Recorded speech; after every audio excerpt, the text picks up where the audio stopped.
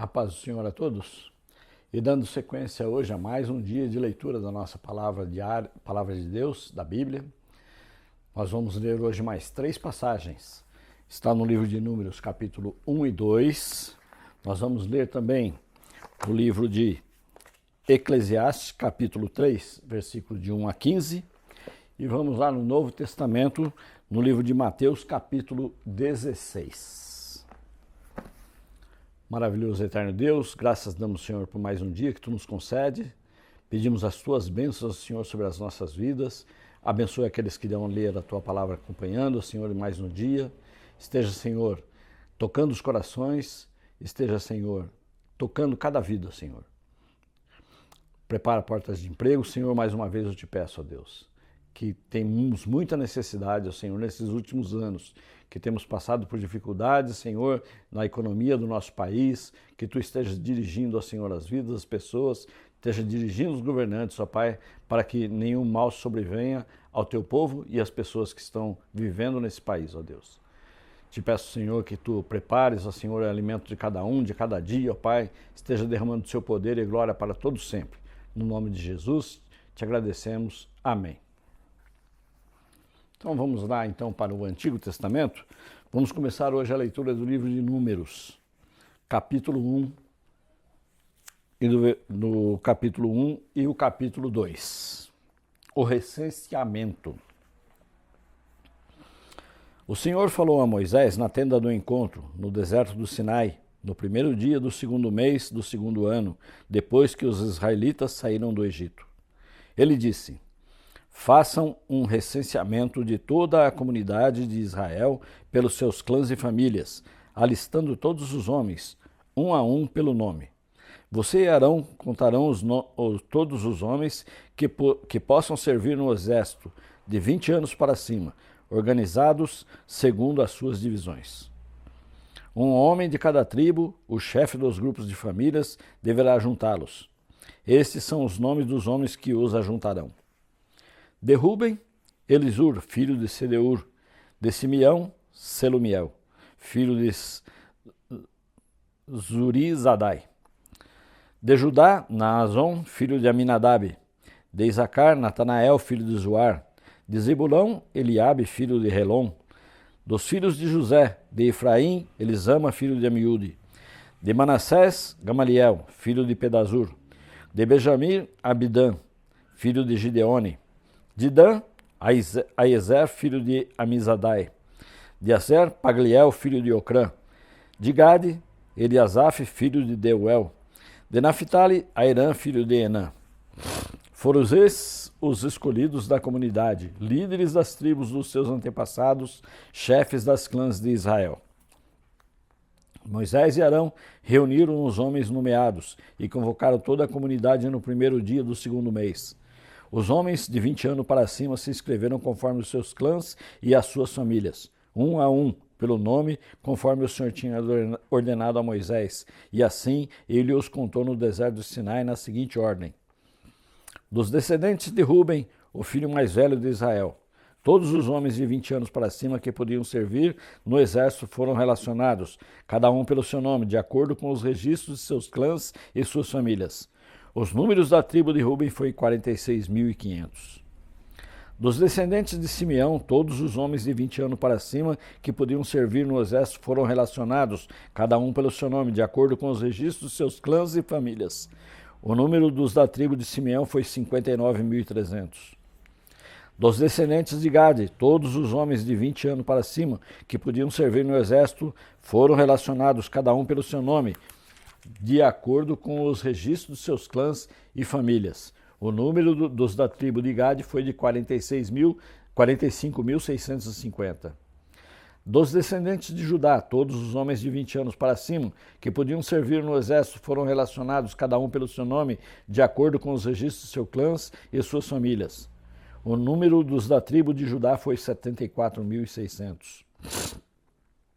Dos descendentes de Issacar, todos os homens de 20 anos para cima que podiam servir no exército foram relacionados, cada um pelo seu nome, de acordo com os registros de seus clãs e suas famílias.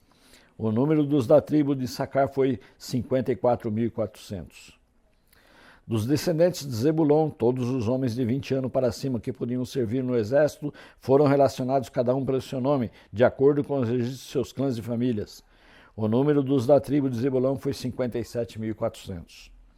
Dos filhos de José, dos descendentes de Efraim, todos os homens de 20 anos para cima que podiam servir no exército foram relacionados cada um pelo seu nome, de acordo com os registros de seus clãs e famílias. O número dos da tribo de Efraim foi 40.500.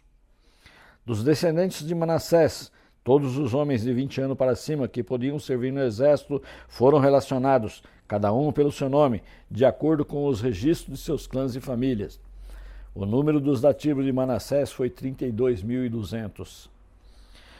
Dos descendentes de Benjamim, todos os homens de 20 anos para cima que podiam servir no exército foram relacionados, cada um pelo seu nome, de acordo com os registros dos seus clãs e famílias. O número dos da tribo de Benjamim foi de 35.400. Dos descendentes de Dan, todos os homens de 20 anos para cima que podiam servir no exército foram relacionados, cada um pelo seu nome, de acordo com os registros de seus clãs e famílias. O número dos da tribo de Dan foi de 62.700. Dos descendentes de Aser, todos os homens de 20 anos para cima que podiam servir no exército foram relacionados, cada um pelo seu nome, de acordo com os registros de seus clãs e famílias. Os números dos da tribo de Aser foi 41.500. Dos descendentes de Naphtali, todos os homens de 20 anos para cima que podiam servir no exército foram relacionados, cada um pelo seu nome, de acordo com os registros de seus clãs e famílias. O número dos da tribo de Naphtali foi 53.400. Esses foram os homens contados por Moisés e por Arão pelas 12 tribos de Israel, cada um representando sua família. Todos os israelitas de 20 anos para cima que podiam servir no exército foram contados de acordo com suas famílias. O total foi de 603.550 homens. A função dos levitas. As famílias da tribo de Levi, porém, não foram contadas juntamente com as outras, pois o Senhor tinha dito a Moisés: não faça o recenseamento da tribo de Levi, nem a relacione entre os demais israelitas. Em vez disso, designe os levitas como responsáveis pelo tabernáculo, que guarda as tábuas da aliança, por todos os seus utensílios e por tudo o que pertence a ele. Eles transportarão o tabernáculo e todos os seus utensílios, cuidarão dele e acamparão ao seu redor. Sempre que o tabernáculo tiver que ser removido, os levitas o desmontarão, e sempre que tiver que ser armado, os levitas o farão. Qualquer pessoa não autorizada que se aproximar do tabernáculo terá que ser executada. Os israelitas armarão as suas tendas organizadas segundo as suas divisões, cada um em seu próprio acampamento, junto à sua bandeira. Os levitas, porém, armarão as suas tendas ao redor do tabernáculo que guarda as tábuas da aliança, para que a ira divina não caia sobre a comunidade de Israel. Os levitas terão a responsabilidade de cuidar do tabernáculo, que guarda as tábuas da aliança. Os israelitas fizeram exatamente tudo o que o Senhor tinha ordenado a Moisés. Capítulo 2. A disposição das tribos no acampamento. O Senhor disse a Moisés e Arão: os israelitas acamparão ao redor da tenda do encontro a certa distância de cada homem junto à sua bandeira e com os emblemas da sua família. A leste, os exércitos de Judá acamparão junto à sua bandeira. O líder de Judá será Naasson, filho de Aminadab. Seu exército é de 74.600 homens. A tribo de Issacar acampará ao lado de Judá. O líder de Issacar será Natanael, filho de Zoar. Seu exército é de 54.400 homens. A tribo de Zebulon virá em seguida. O líder de Zebulon será Eliabe, filho de Helom. Seu exército é de 57.400 homens. O total dos homens recenseados do acampamento de Judá, de acordo com seus exércitos, foi de 186.400. Estes marcharão primeiro. Ao sul estarão os exércitos do acampamento de Ruben, junto à sua bandeira. O líder de Ruben será Elisur, filho de Sedeur. Seu exército é de 46.500 homens. A tribo de Simeão acampará ao lado de Ruben. O líder de Simeão será Selumiel, filho de Zurissadai. Seu exército é de 59.300 homens. A tribo de Gade virá em seguida. O líder de Gade será Eliasaf, filho de Deuel. Seu exército é de 45.650 homens.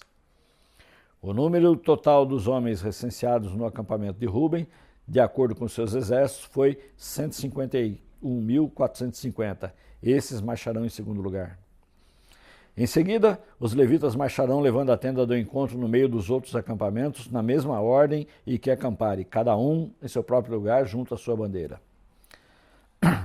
A oeste estarão os exércitos do acampamento de Efraim, junto à sua bandeira. O líder de Efraim será Elisama, filho de Amiúde.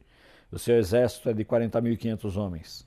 A tribo de Manassés acampará ao lado de Efraim. O líder de Manassés será Gamaliel, filho de Pedazur. Seu exército é 32.200 homens. A tribo de Benjamim virá em seguida. O líder de Benjamim será Abidã, filho de Gideone. Seu exército é 35.400 homens. O número total dos homens recenseados do acampamento de Efraim, de acordo com seus exércitos, foi 108.100. Esses marcharão em terceiro lugar. Ao norte estarão os exércitos do acampamento de Dan, junto à sua bandeira.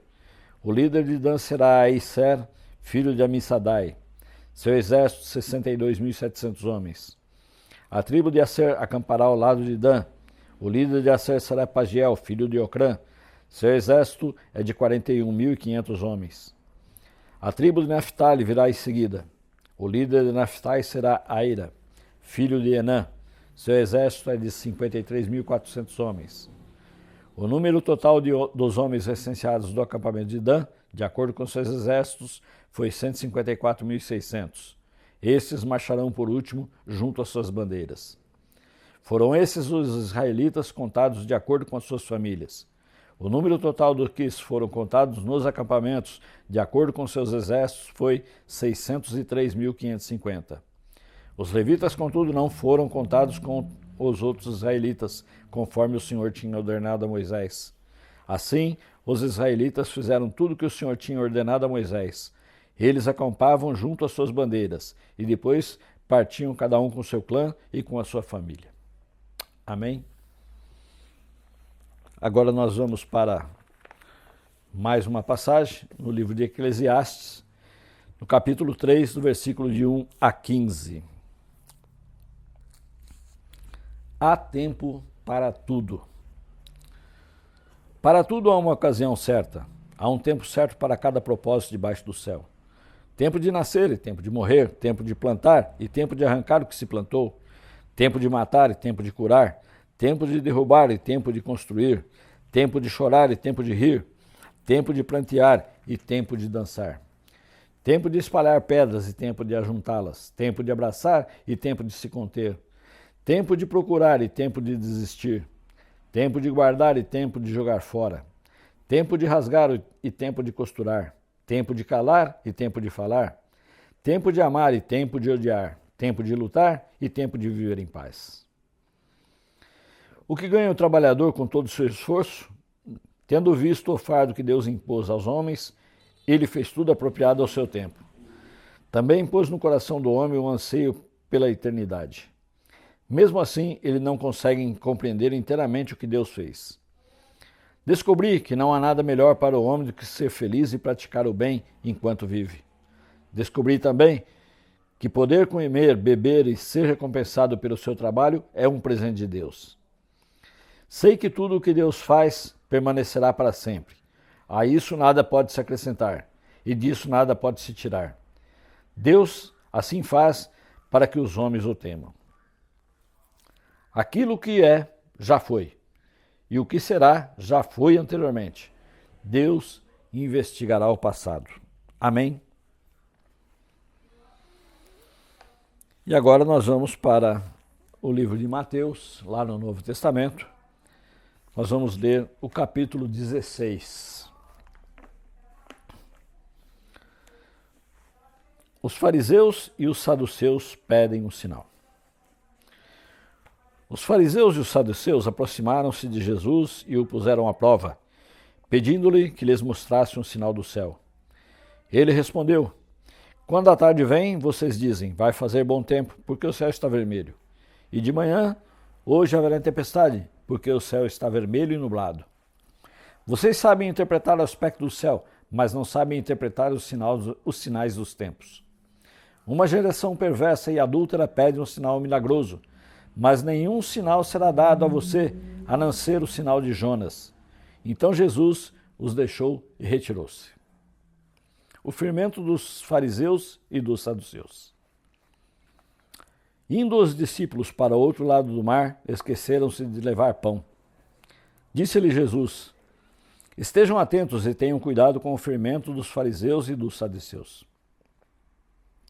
E eles discutiam entre si, dizendo: é porque não trouxemos pão. Percebendo a discussão, Jesus lhe perguntou: homens de pequena fé, por que vocês estão discutindo entre si sobre não terem pão? Ainda não compreendem? Não se lembram dos 5 pães para os 5.000 homens e de quantos cestos vocês recolheram?